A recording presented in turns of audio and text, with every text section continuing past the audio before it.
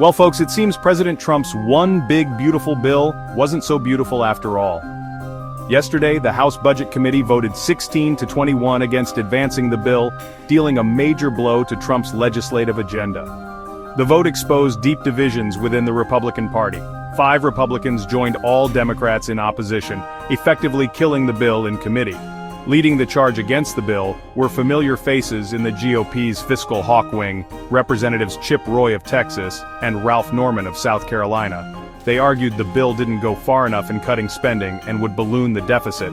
On the other side, House Budget Committee Chairman Jody Arrington of Texas and House Majority Leader Steve Scalise of Louisiana urged their colleagues to support the president's agenda. Adding to the drama, Representative Brandon Gill of Texas made a surprise appearance at the markup. This was remarkable because Gill had just welcomed a new baby to his family. Apparently, not even the joys of fatherhood could keep Gill away from this legislative train wreck. The committee recessed after the vote, leaving the future of Trump's bill uncertain. So, what was in this one big beautiful bill that caused so much chaos?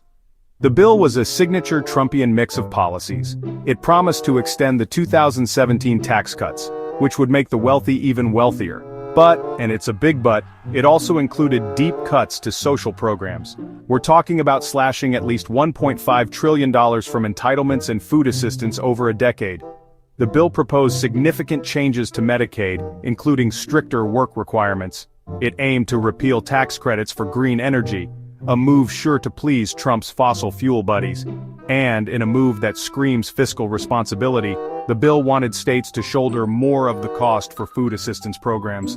Because when you're trying to balance the budget, the best course of action is always to take money away from those who need it most, right? The Republican Party likes to present a united front, but the vote on Trump's bill exposed the cracks in their facade. Fiscal conservatives like Roy and Norman argued the bill didn't go far enough in reducing the deficit. They demanded deeper spending cuts. Moderate Republicans, on the other hand, were pushing for an increase in the cap on the state and local tax deduction.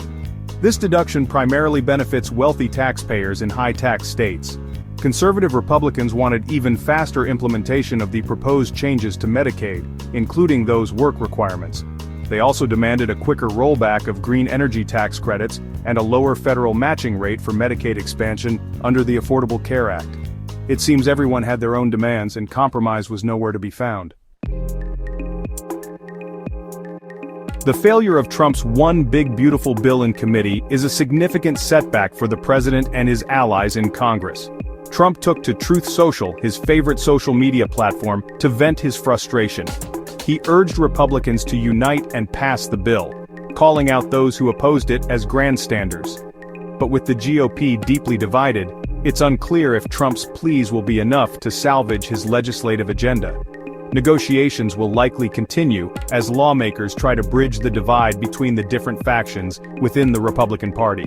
Scalise has indicated that he's working with the Trump administration to address concerns about the timeline for implementing the bill's provisions. However, with such entrenched positions on both sides, finding a compromise that can pass both chambers of Congress seems like a long shot.